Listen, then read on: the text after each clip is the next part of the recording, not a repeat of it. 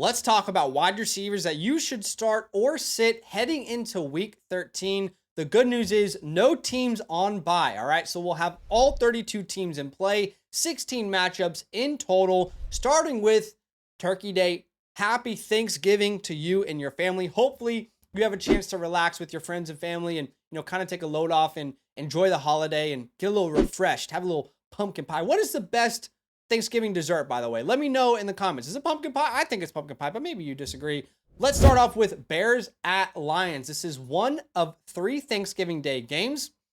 All right, it's a high over under 2, which is great news. This should be a high scoring game. Great for fantasy football. 48.5 point over under, the second highest over under of the week. The Lions are big favorites. They're 10.5 point favorites, which is the second largest spread of the week. But that is pretty good for both sides, right? For the Lions, what we know about them so far this year is even in blowouts, they're going to keep their starters out there and just drive that score right on up. And for the Bears, if they are down in this game, well, their pass catchers are going to be needed, right? So it's pretty good news all around. DJ Moore and Keenan Allen in the past 2 weeks since the offensive coordinator changed in Chicago, DJ Moore has 14 targets, 7 per game, 7 receptions per game, 168 receiving yards in that span, a touchdown. Keenan Allen has 23 targets, which is crazy, and a touchdown. Point is, these guys have been much more startable and much more fantasy friendly since Shane Waldron left. Who would have thought, right? Jackson Smith-Njigba is now a top 8 wide receiver in fantasy football because Shane Waldron left. Now DJ Moore and Keenan Allen are starting to thrive. It's almost like there was a problem. It's who knows who it could have been. It's that hot dog meme of, we're all here trying to figure out who did it, guys.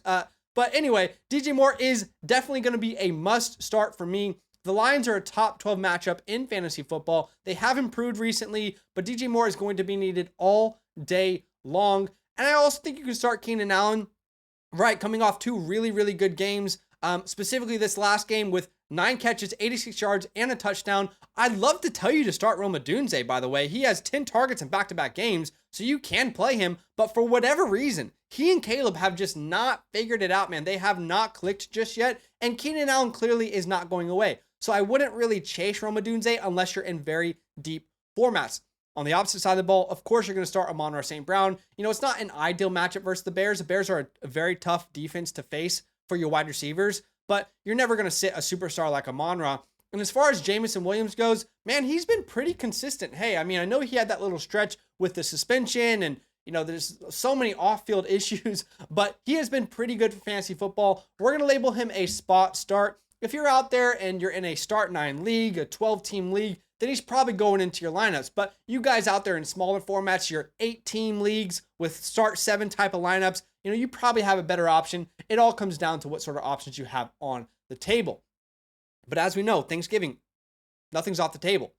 Now, speaking about the table, so here's what's going to happen. All right, you're going to watch Lions, Bears. You're going to have the time of your life. You're going to be filling up on food, so many carbs going into your body, and then you are going to pass out on the couch. You're going to take a nap for a couple hours, and that's perfect because the next game up is Giants at Cowboys. The lowest over-under of the week, 37.5 points.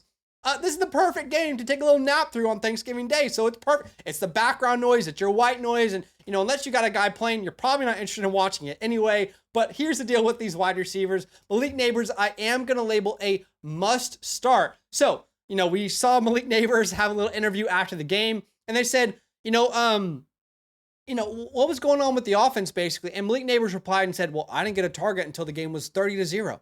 How am I supposed to help? How am I supposed to help if you don't target me until we're down by more than 4 touchdowns? So he made it very clear that he was unhappy with his involvement in the offense in the first half. If you don't know, he had zero targets in the first half. It made no sense watching the game. And then Brian Dable was talking about it post-game yesterday, and he said he's a very competitive individual. You want to get the ball in his hands, and I've got to do a better job of getting the ball into his hands early. He's a smart, young guy who's very competitive. So we know Brian Dable's not going to take this with any sort of disrespect. He's going to say, yeah, I want my wide receiver to be hungry. I expect Malik Neighbors to be fed in this game. All right. I think we could see 10, 12 targets, somewhere in that range. He definitely should be started. And once Tommy DeVito actually started throwing the ball, Neighbors was pretty good for fantasy football in that second half. We just need that in 2 halves, not 1 half. Okay. And Tommy DeVito will remain your starter here in week 13. On the opposite side of the ball, another superstar wide receiver with a backup quarterback. CeeDee Lamb, though, has been much more reliable in recent weeks.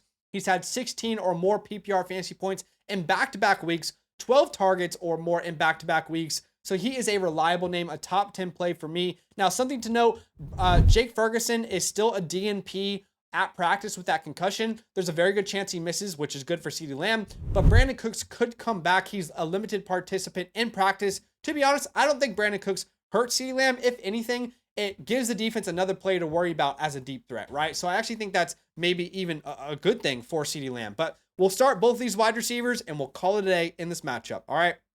And the last Thanksgiving Day game, we've got Dolphins at Packers Thanksgiving night. All right, so again, this is the flow of your day, all right? You're going to eat a bunch of food. You're going to watch a great game to start, Bears, Lions, and then you're going to take a nap through Cowboys and, Giants, and then get some sugar in you, maybe some pumpkin pie, whatever you've got, whatever dessert is your dessert of choice on Thanksgiving. Get that little sugar rush going for Thursday Night Football because we've got Dolphins, Packers, third highest over-under of the week, 47.5 points. We should see a ton of fantasy relevant names go off in this game. Tyreek Hill coming off a down week for sure, but still involved, in the game plan. We can see that that's very obvious for them. And honestly, they never really needed Tyreek Hill against the Patriots.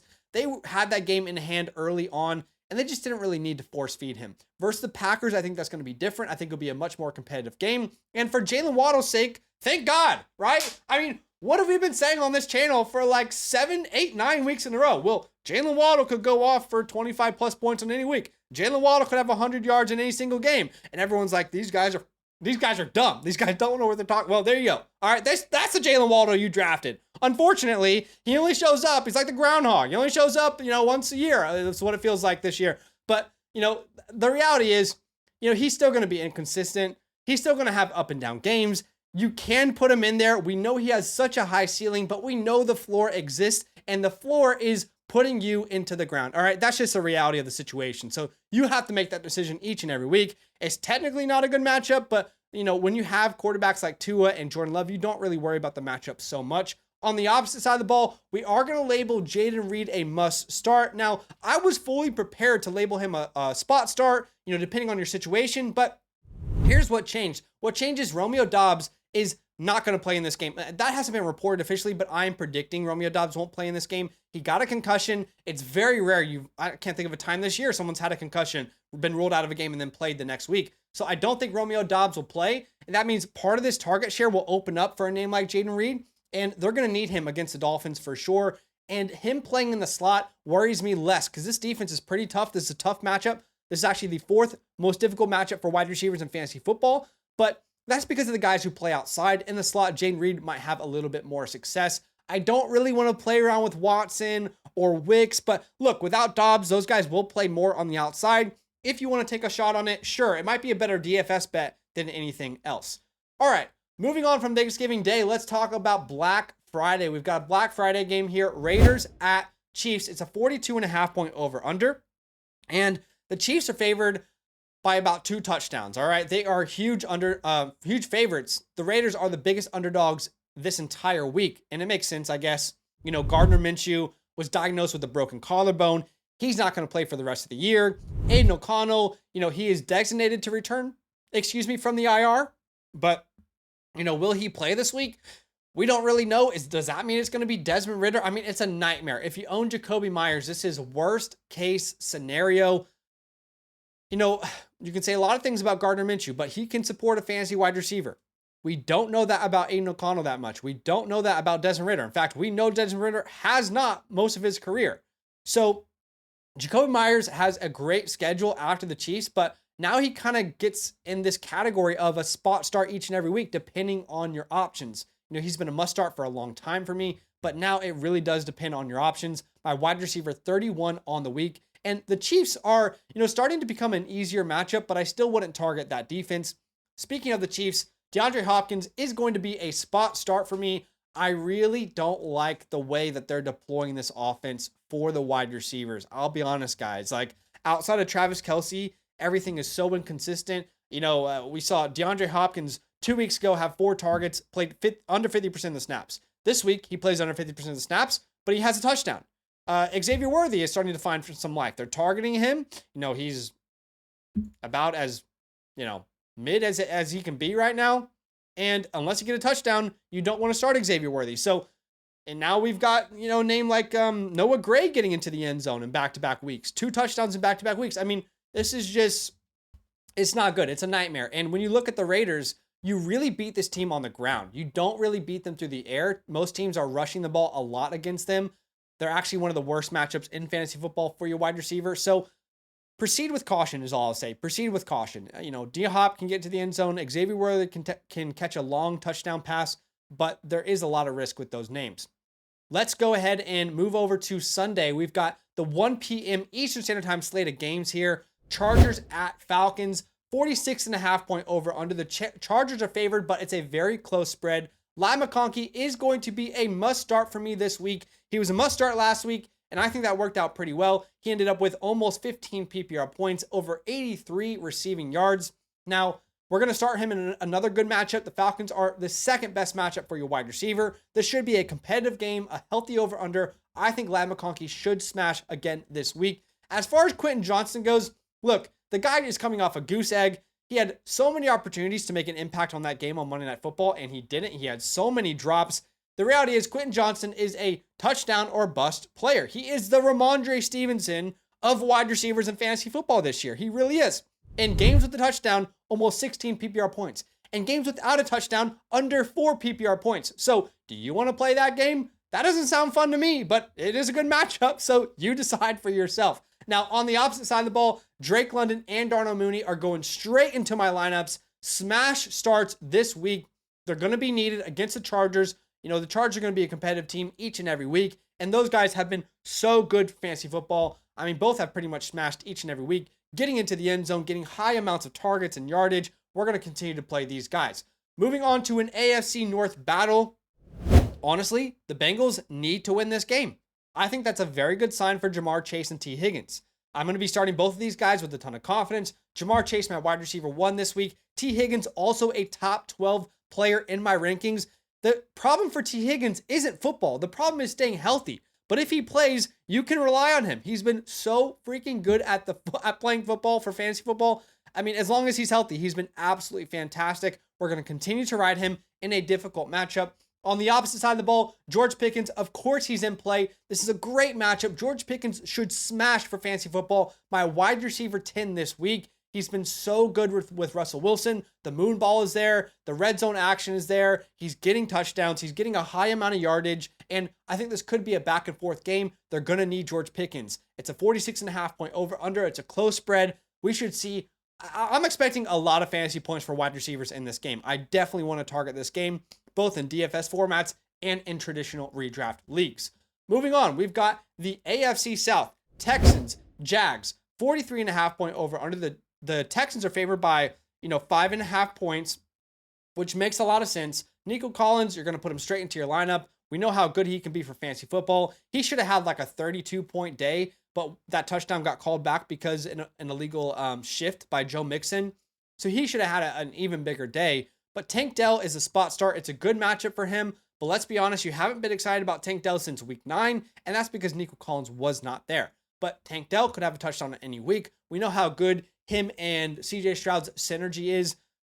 So he's not a bad desperation play if you're in a 14-team league. On the opposite side of the ball, I do think Brian Thomas is a startable name this week if Trevor Lawrence plays.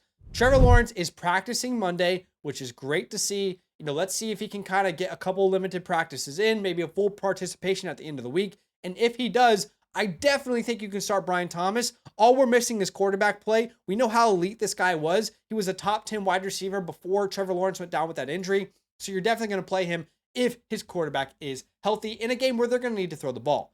The 8th matchup we'll look at here is Cardinals at Vikings. 46.5 point over under. The Vikings are favored by about 4 points.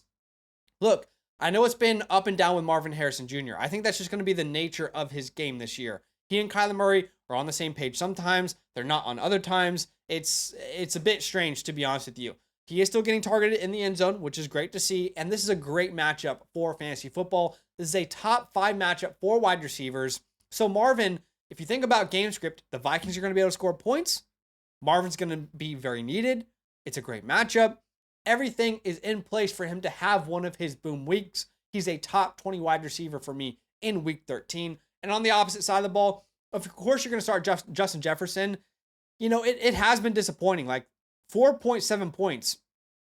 I don't think any of us thought he would have a single game like that this year. But that just speaks to how good of a fantasy asset he is. He's been really good this year. He's a wide receiver 4 through 12 weeks. Don't sit him. Don't do something silly just because he had a down week. And the same thing can be said with Jordan Addison. Don't do something silly where you sit a superstar name for Jordan Addison. It is a middle of the pack matchup. Jordan Addison is going to have blow up games for sure, like we just saw on Sunday. But he's going to have bust games as well. He's going to have the days where he has 5 fantasy points, and Jefferson's going to have 30 points. That's just going to happen. But, he's definitely a startable name. It should be a high-scoring game, and you can put him in there in deeper formats. The ninth matchup we'll look at, we've got Colts at Patriots, 42.5 point over-under. It's a very close spread. So here's the deal. Josh Downs, I don't think he's going to play this week. According to Ian Rappaport, the shoulder injury is considered week to week, and he is a long shot to play against the Patriots. It's supposedly not serious, but it's serious enough to probably hold him out this week, so I don't project him to play. And assuming Josh Downs does not play, I do think Michael Pittman is a startable name. It's a top 10 matchup for wide receivers against the New England Patriots. And we did just have a nice game for Michael Pittman. 6 catches, 96 yards. But the reality is, with Anthony Richardson back there, who knows, man? It's a wild card, all right? It's a true mystery box at this point, what's going to happen each and every week with Anthony Richardson. To be fair, I've been pretty harsh on him, and he has played much better since he's come back from the benching. He has been much more accurate. There's still a lot of silly plays where you're like, how are you not hitting this guy? Like, how is that the throw? But, he has been better, so I do have to give him credit. I guess in deep leagues, you can think about Adonai Mitchell, Alec Pierce. They might be better DFS plays because ultimately they're kind of like a deep touchdown or a bust type of player. It's like Quentin Johnson, but worse, to be honest with you. On the opposite side of the ball, Demario Pop Douglas continues to be the most reliable wide receiver for the New England Patriots. He is this definition of a floor play, right? I mean, by the way, I said floor play. All right, just to be very, very careful there. But since week 9, he's averaging about 10 PPR points. He gets targeted, he gets catches, he gets about 50 yards a game, and he gives you that safe 10 PPR point floor. So if that's something you need to insert into your lineup this week, sure, go for it. But outside of that, for most people, he should be sitting on your bench, especially with no teams on a bye in week 13. Moving on to Seahawks at Jets. It's a decent over-under, nothing crazy. But as far as the Seahawks go, we are going to label DK Metcalf and JSN must starts. I know it's a tough matchup against the Jets, but people have been beating the Jets all year, so it's not a matchup that I'm no longer scared about. Sauce Gardner hasn't been the same player this year. That defense has really fallen apart without Robert Saleh. Excuse me. And you're just not going to sit a DK Metcalf. We know what he's capable of. And you're not going to sit Jackson Smith-Njigba, who in the last 3 games, by the way, has gone 7 catches, 180 and 2 touchdowns, has gone 10 catches, 110 yards, and then at halftime versus the Cardinals, 462 and another touchdown. He has been so good in fantasy football, and don't blink now, but Jackson Smith-Njigba is the wide receiver 8. Let's go. Come on, baby. Where are my JSN believers out there? This is what we've been waiting for. We've been waiting for the JSN breakout, and it's finally here. Let's revel in this. We're going to put him straight into our lineups, and until he hurts us, we're going to continue to ride his opportunities that he's getting. On the opposite side of the ball, we need to talk about this. There's a report that came out last week that kind of went under the radar. According to Diana Rossini, she said it appears increasingly likely that the Jets will place Aaron Rodgers on IR or bench him over the next few weeks. It's possible they cut him. Rodgers wants to play, but not with the Jets in 2025. So it's a little bit confusing right now. If you see any reports this week that Aaron Rodgers won't play, you need to probably adjust. We probably need to think about different options if you have them, right? Tyrod Taylor is a decent backup, but it's not going to be the same thing. So it is something that we need to monitor, all right? But the good news is it's not Zach Wilson, it's Tyrod Taylor. So if you have to start these guys and Aaron Rodgers does get cut, then maybe you look at other options unless they're your clear best names. I definitely know in leagues, Garrett Wilson will be my best name no matter who's the starting quarterback. But maybe you look at trading one of these guys. All right. Garrett Wilson is a wide receiver 6 on the season. Surely someone would see that and say, all right, I'll trade for him. They might not have seen the Aaron Rodgers report. I'd be looking to trade these guys if you can. It could get messy quick. All right, moving on. We've got Titans at Commanders. Two teams who have, just completely different locker rooms right now. You've got the Titans, who are on a high, a huge upset win. And you've got the Commanders on a losing streak, losing a game in which they were favored by about 10 points last week. So two teams in completely different directions. Nick Westbrook-Akini is on a hot streak. He has a touchdown in 6 out of the last 7 games. It's always a long bomb touchdown. So it feels like Rashid Shaheed, he's bound to bust at some point. But if you can pop him in there in deep formats, go crazy and have some fun with it. And then Calvin Ridley is going to be a must start. He's been so much better for fantasy football since about week 8 onwards. He's been a must start player. And a lot of that has to do with Will Levis, right? In 3 games since returning from injury, Will Levis, all right, has been so much better. If you look at the first 5 games of the season, he has a 5-7 touchdown to interception ratio. In the last 3 games, that's 5-2. All right, his passer rating is up over 109. That was at 70 before the injury. I mean, he has been so much better since he's come back from that injury. It's been great to see. Now, he still threw the pick 6, but who cares in fantasy football, all right? We just want a guy who will sling the ball all over the field. On the opposite side of the ball, you'll notice this is the lowest I've had Terry McLaurin in quite some time, my wide receiver 27. I mean, let's be honest, without that bailout touchdown to end the game for Terry McLaurin, he would have been a complete bust in fantasy football. So I do think we need to be very cautious. The good news is after his bye week, he has New Orleans and then Atlanta in week 17, Philadelphia in between that. So it's a little bit concerning, but if L'Jarius Sneed misses this game again, then I think I'll have more confidence. But if L'Jarius Sneed is out there, I'd be very concerned about Terry McLaurin, especially because this is the 3rd worst matchup for fantasy football for your wide receiver. Moving on to the start of the afternoon slate of games, we've got Bucs at Panthers, NFC South showdown. Hey, respect to the Panthers last week, man. That was an impressive performance versus the Chiefs. The Bucs are favored by about 7 points. Mike Evans was great, man. He was only out there for 60% of the snaps, and he wasn't limited. They just didn't need him. They were up by 30-0 like at half. They were dominating this game. They didn't need to throw the ball, but he could have had a huge game if it was competitive. I think that he will have great games upcoming. Mike Evans is going to go straight into my lineups personally. On the opposite side of the ball, look, it's technically a good matchup. The Bucs are the 3rd best matchup for fantasy football, but I'll be honest, who do I tell you to start in this game? Guys, honestly, who do I tell you to start? Okay, Xavier Legette. Sure, Legette could have a game. Jalen Coker. What if Jalen Coker is healthy? Because Jalen Coker's a guy they like. They want to build around him. Well, Adam Thielen is healthy now. Well, David Moore is getting opportunities. I have no idea who to tell you to start. I'm sure one of these names will be great. I just don't know who it will be. If I had to bet on a name, it's probably Xavier Legette for a big touchdown, but I do not feel comfortable doing that. All right, the 13th matchup we'll look at is the Rams at the Saints. Cooper Kupp, Puka Nacua, must starts. Of course, you're going to play both of these guys. They have both been so fantastic for fantasy football since they've gotten on the field together. It's been so good to see. And on the opposite side of the ball, it's a top 7 matchup for wide receivers against the Rams. MVS, look, in deep formats, sure, throw them out there, man. It's fun. It's fun to play MVS, but it could very easily ruin your week, right? This is exactly like Rashid Shaheed, but it's even worse. All right, it's a Walmart version of Rashid Shaheed. MVS will absolutely have bust games this year. But in good matchups where they're going to need him, I mean, why can't he score a touchdown again this week? He totally could. Moving on to the Eagles at the Ravens, the highest over-under of the week. Get excited for this matchup, guys. We should see a ton of fantasy points, and we've got 3 must-start wide receivers in A.J. Brown, Devonta Smith, and Zay Flowers. Now, here's the deal. It is technically the worst matchup for wide receivers against the Eagles. So for Zay Flowers, some people might tell you to sit him, but Zay Flowers isn't someone that you just put on the outside like a Terry McLaurin. You hide him in the corner, and you can double and triple team him down the field. No, they get very creative with Zay Flowers. They move him all over the field, screen games, slants, end arounds. I think Zay Flowers will still be a safe start in a high over-under. And on the opposite side of the ball, you couldn't have asked for a better situation. For A.J. Brown, for Devonta Smith, they both should be needed in a high over-under where the Ravens are favored. This should be a smash game for both A.J. Brown and Devonta Smith. I'm starting both of them with confidence. this is a week where you can start Devonta Smith. I know it's been tough,